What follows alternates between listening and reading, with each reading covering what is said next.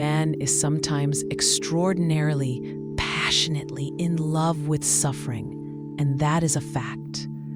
Dostoevsky doesn't stroll into your life like a polite philosopher.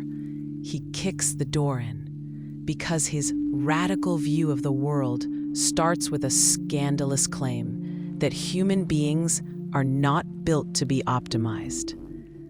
We are not machines chasing comfort. We are not calculators searching for the most efficient happiness. And any worldview that tries to reduce us to that, any neat, rational program for the good life, will eventually be sabotaged by the human soul itself. He saw something most modern people still refuse to admit. The person you are in public, with your plans and your logic and your clean explanations, is only half the story. Underneath you, there is another creature, one that wants more than well-being, one that wants meaning, dignity, and above all, freedom, even if it costs blood. In Notes from Underground, he mocks the fantasy that if we just build the perfect system, perfect institutions, perfect incentives, perfect rational order, human beings will finally behave. He calls that imagined future the Crystal Palace, a shining structure where everything is calculated, tabulated, solved. And then he drops the heresy. Even if that palace were possible, man would still smash it, not always because he's evil. Though Dostoevsky is brutally honest about evil, but because a life without risk, without doubt, without the possibility of choosing wrongly, begins to feel like a cage dressed up as progress. The underground man says that suffering means doubt, negation, and in a flawless palace of crystal, suffering becomes unthinkable. And he goes further. He attacks the modern worship of certainty. He personifies twice two makes four, like a smug little tyrant, correct, undeniable, sterile, standing in your way with arms akimbo. And then he says something that sounds insane until you recognize yourself in it. Twice two makes five is sometimes a very charming thing too. This means people will choose the irrational, the self-destructive, the morally questionable, not because they don't understand logic, but because they crave proof that they are more than logic, that they can choose, that their life isn't reducible to a spreadsheet. This is why Dostoevsky feels so dangerous. He doesn't flatter your self-image.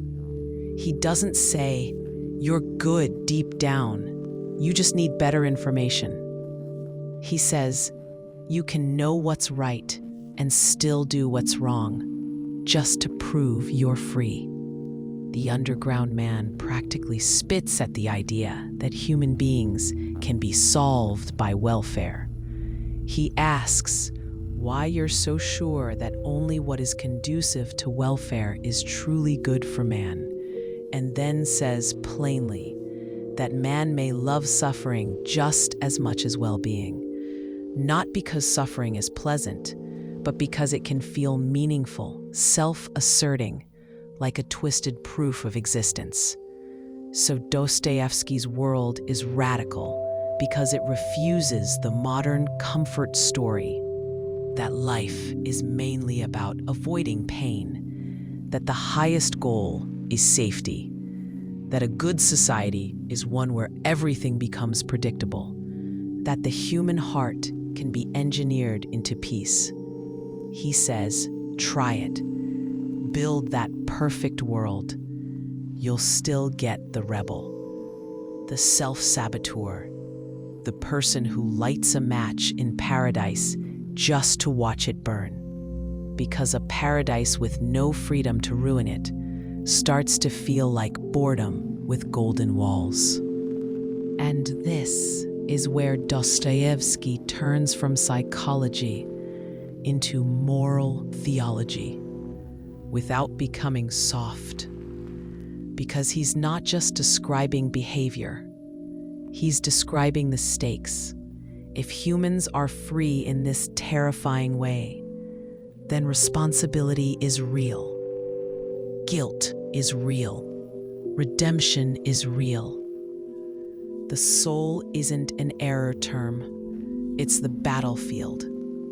That's why, in serious writing about Dostoevsky, you see the claim that for him, freedom and responsibility are essential to what a human being is, not comfort, not predictability, not even happiness. NewCriterion.com. So what do you do with this? You stop lying to yourself about what you are. You stop treating your darkest impulses like random thoughts that don't mean anything. Dostoevsky would tell you, your impulses reveal the war inside you. They show you what you worship: control, power, pleasure, approval, revenge, safety. And he would tell you something even harsher. You don't heal by pretending you're a rational angel. You heal by admitting you're a contradiction, that you want what is good and also want to ruin it, that you crave meaning and also crave escape. Because once you admit the contradiction, you can finally choose consciously. And this is the radical gift hidden inside Dostoevsky's darkness. He doesn't just expose the abyss, he forces you to take moral ownership of it. Not to hate yourself, not to romanticize suffering, but to see clearly. If your heart can sabotage your own crystal palace, then the solution isn't more external control. The solution is inner truth, humility, repentance, discipline, and a kind of faith that can survive contact with real human nature. Dostoevsky is radical because he looks at a human being and says, "You are not